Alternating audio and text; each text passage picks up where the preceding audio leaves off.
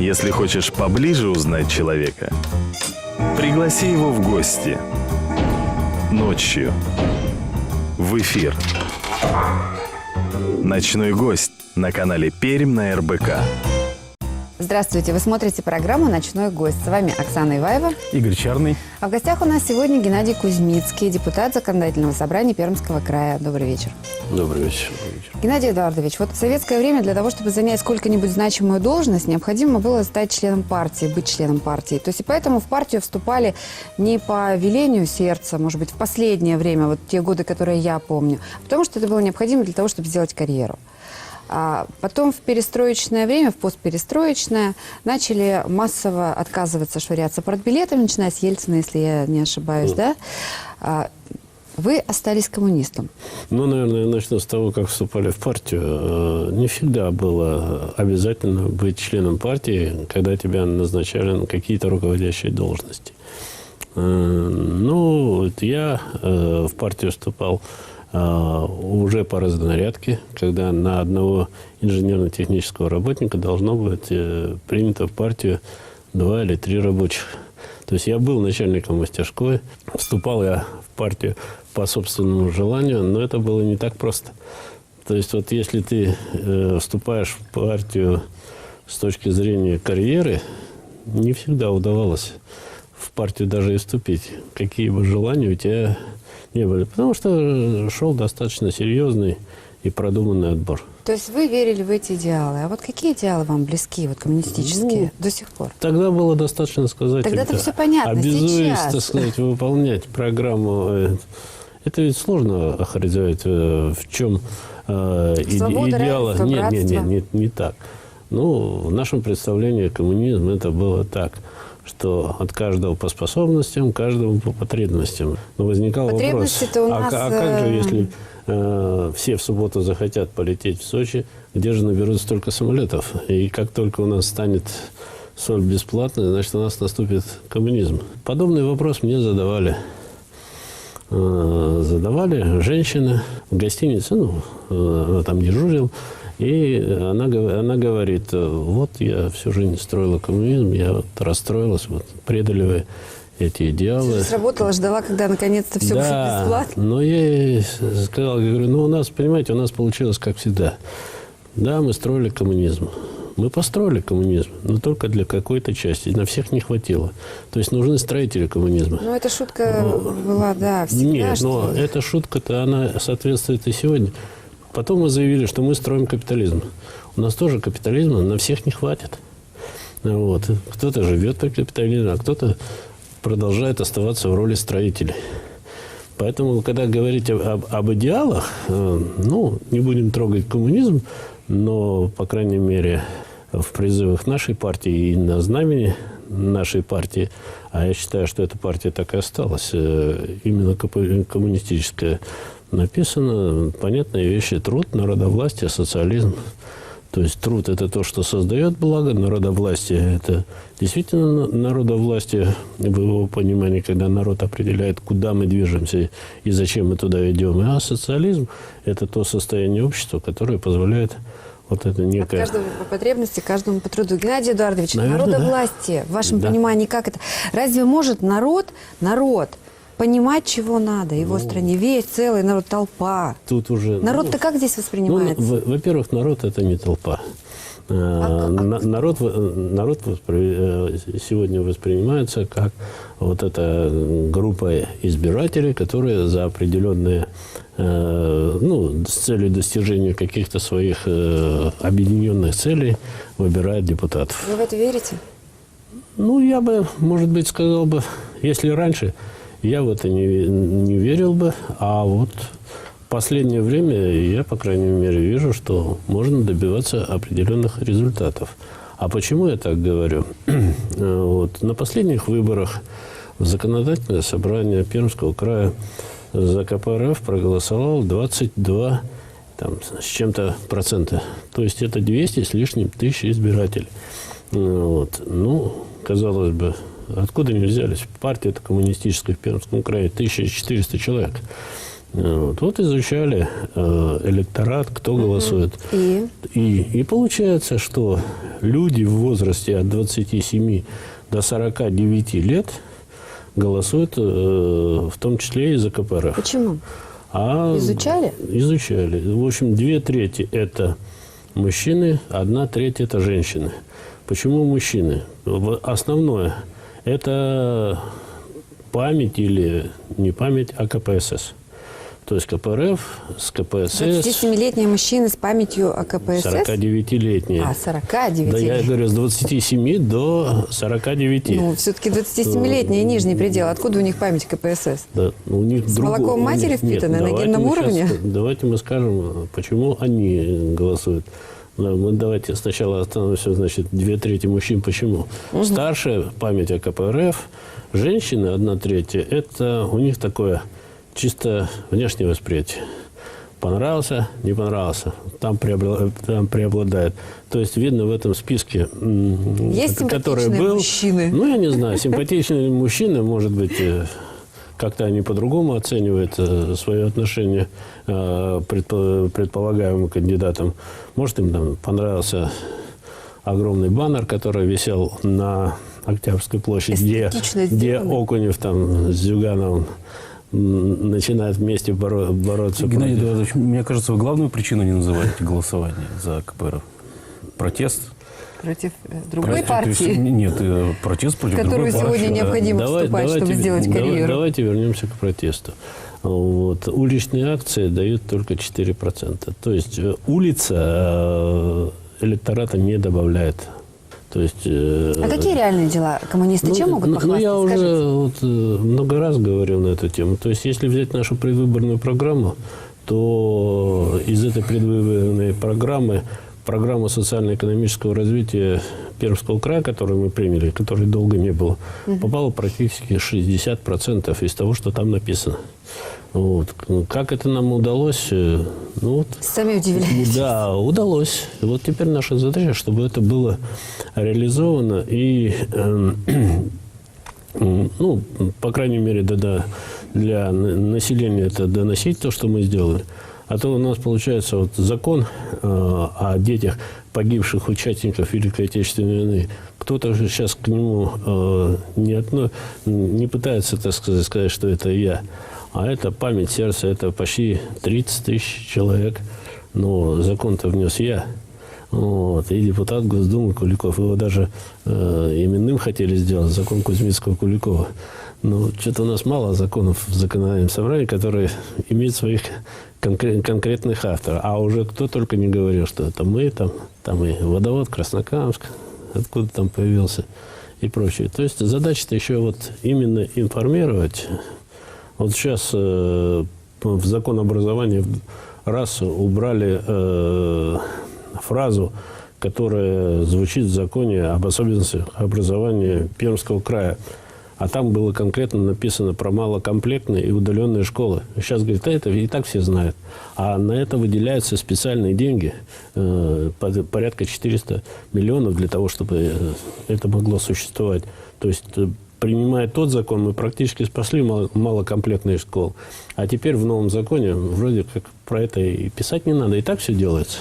Все-таки вот давайте вернемся к идеологии, наверное. Да, вот тут у Игоря вот бюстик. Да, не случайно. Вот сегодня у нас, можно сказать, третий ведущий. Как, может быть, помните, анекдот был про трехспальную кровать «Ленин с нами». Да. Не к ночи будет сказано. Вот, на самом деле вопрос, да, скорее идеологический. Вот смотрите, коммунисты, которые вот той эпохи, да, коммунисты сегодня. То есть, в принципе, носители считаются, что одной и той же идеологии. Вместе с тем мир серьезно меняется. Мы понимаем, что если раньше коммунист был обязательно материалистом, да, сегодня мы понимаем, как видные деятели партии там ходят в церковь, считают себя православными. То есть, в принципе, коммунистическая идеология, на мой взгляд, меняется. Можете как-то оценить? То есть, хорошо это для идеологии, плохо? Есть ли будущее у коммунистической идеологии? Как оценить? Ну, во-первых, сегодня существует некое движение, ну, не некое, а всероссийское движение «Русский лад». Это именно связано, так сказать, и с религией, и с историей нашего общества. Вот. Оно же создано по инициативе Центрального комитета КПРФ. Вот. Ну и многие другие моменты, которые сегодня имеют место быть, говорит о том, что КПРФ, оно в принципе-то не оторвано от общества. То есть изменения, которые происходят в обществе, они, в общем-то, отражаются и в деятельности КПРФ. Не случайно, когда готовился известный доклад от «Россия. Желаемое будущее», который там Институт развития современного общества опубликовал, там Медведев является председателем попечительского совета, там вот партия говорила следующее: «Единую Россию надо ликвидировать». Значит, КПРФ – это будет партия, которая будет на грани балансировать, но КПРФ будет всегда. Вот, независимо, то есть через 10 лет, там, через 20 лет, через 30 лет. Почему? Потому что привычка впитана с молоком матери или что? Не привычка. Это возможность, ну, как-то для реализации каких-то своих взглядов. То есть электорат КПРФ, который вот эти вот принципы, которые мы назвали, там, справедливости, там, это, разделяет, он будет существовать всегда. То есть это не с молоком матери. А не тяготит вас советское наследие? То есть ведь, помните, да, первое время же на коммунистическую партию, понятное дело, повесили все, и тогда-то от нее народ просто отшатнулся. Нет, ну, советское наследие, оно не может тяготеть. Вообще-то Что сейчас... плохое, что? Нет, Я не говорю про хорошие вещи. Нет, и про плохое. Вы говорите, вот дети войны поддерживаем. В то же время вы отмечаете день рождения Сталина, а Сталина принято в обществе было, особенно в 90-е годы, считать страшным тираном. Ну, я не знаю, кто его считал страшным тираном и какое это было общество. Ну, вот у нас попытались известный телеканал проверить отношения. Проверил. То есть вы поддерживаете санкции? Ну, теперь с зонтиками пусть ходят. Вот. Нельзя трогать то, что в обществе это создавалось. Ведь у нас, поймите, ведь у нас что происходит? Вот мы, например, там говорим, Пермский край, там, вот, поехали в Совет Федерации. О ком мы там говорим? О, Пермский край, это Дягилев, там, это Славянов, все. А на самом деле это кто? 100 лет, которые вот эти, вот последние 100 лет, не было, что ли, в Перми никого? И кто для сегодняшнего поколения, этот Дягилев, там, кто там, кого он там куда вывозил, и каким меценатом был. А вот тот же самый ученый, про которого только могли говорить, что он инженер, Козлов Леонид Николаевич, он вроде ничего не делал. А благодаря кому, в общем-то, мы так долго живем в мире, дай бог это как можно дольше продолжалось-то.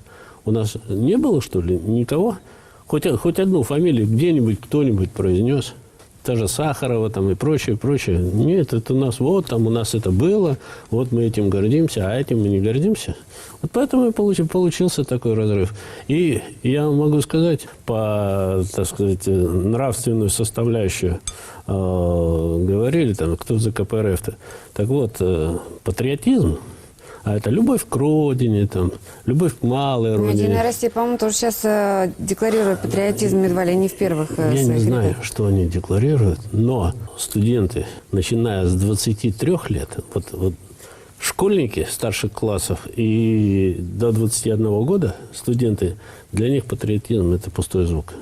Вот с 23 лет до почти 50 вот патриотизм, это действительно, они его воспринимают как любовь к родине, любовь к малой родине, и они на то, что предлагается в патриотическом воспитании, позитивно реагируют. То есть меняется сейчас электорат. Поэтому вот и происходят такие вещи. Та же самая Олимпиада. Ну, зачем-то надо было всю вторую часть под время вперед показывать, что мы-то такие стали только благодаря индустриализации, которую мы, кстати, при Сталине провели. Я еще удивился, я думаю... Предприятия, построенные на костях, и с этим надо гордиться, вы Да считаете? не на костях. Нет такого предприятия, которое на костях построено. Ну, давайте, там, не знаю, Беломорканал, Да например. ну и что Беломорканал? как Даю- рассказывают нам, даю- вырыты практически вручную, бедными, несчастными, Ну, а репрессированными людьми, которые ну, а чем? оказались не в то время, не в том месте, искали не те мысли. А чем же тогда было рыть, если там ничего другого-то не было? Я еще удивился, что на паровозе, Так который... это заключенными ведь вырыто, это Нет, же ну, Оксана, не вам. это как раз вопрос идеологии. То есть это вот есть часть идеологии, что все в интересах государства и будущих поколений. Правильно я говорю? Практически любой ценой. Правильно это или нет, это вопрос как раз спорный. Вот. Это то, о чем мы можем, конечно, начать дискутировать, тогда нам придется до утра сидеть. Геннадий Эдуардович, вы верующий человек. Да. То есть вот смотрите, в этом у вас уже изменили взгляды, вы не материалист. И вот еще один момент изменения. Не так давно, месяц назад где-то, да, пытались провести даже проверку вашей антикоммунистической деятельности. Потому что вы решили создать группу «За Пермский край» с очень, кстати, таким названием спорным, да, для других депутатов. И это не понравилось вашим соратникам по партии. Вот это тоже какое-то изменение во взглядах? Ведь все-таки основным, я так понимаю, было то, что вы хотели поддерживать губернатора, а изначально коммунистическая партия даже митинги проводила против кремлевского назначенца Басаргина. Я не думаю, что это такой уж принципиальный вопрос.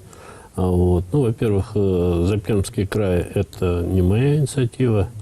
Вот. Вернее, не только моя, это группа депутатов. Это создание подобных групп у нас предусмотрено законом о законодательном собрании. Но это возмутило ваших соратников. Ну, смотря каких.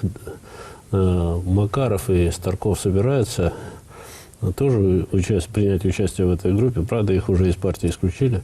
Вот. Почему это возмутило, я не знаю, там, не члена партии, тоже мне непонятно. Но тех соратников, которые сильно возмущаются, ну, их возмущает только одно: как это без разрешения что-то создается. Но как результат привезли документы, прислали, где вот сейчас межфракционная группа, в состав которой входят представители всех фракций. И сейчас там помощник, ну, депутат Государственной Думы, помощник Зюганова Ющенко ездит с этим, который именно вот на принципах религиозной общности ездит, так сказать, по всему миру, в Сирию поехал. Это можно. Вот мне прислали, вроде покажи здесь-то, а ничего, возмущаются. Законом это не запрещено, но то, что при этом авторитет депутатов повышается, это да. И ведь испугались-то в первую очередь не КПРФ, а «Единая Россия».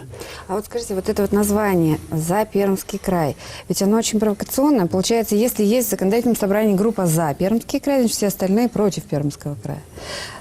Не думали о том, что название сразу оно не пройдет? А вот думать над тем, пройдет, не пройдет, в общем-то, я считаю, не нужно. Это не просят ли у кого-нибудь чего-нибудь. Это предусмотрено законом. Вот эти два человека решили, что это будет называться так. Вот они так решили. И если это два депутата из Коми округа, это, учитывая, что через 2 года будет 10 лет создания Пермского края, и еще год назад у нас достаточно сильные течения были о том, что это все было сделано неправильно, а не разойтись ли нам вновь. Вот. Я считаю, это самое правильное название. А уж потом, кто в состав этой группы будет ходить, вот они пусть и определяются. Вот вообще отличный ответ. Потому что, да, такой вопрос был, что за, остальные против. Вот, честно тебе сказали, ну пусть решают. И вот у Ты нас, не в этой группе, чтобы в ты конце концов у нас законодательное собрание было одной большой группой «За Пермский Так край». вот, по идее, это такие... Могут. Честная, открытая позиция, я тут не вижу никаких проблем, честно говоря. Спасибо огромное, что пришли к нам. Всего вам доброго. Вы смотрели программу «Ночной гость». Сегодня у нас в гостях был депутат законодательного собрания Геннадий Кузьмицкий. Всего вам доброго и спокойной ночи. Спокойной ночи. Thank you.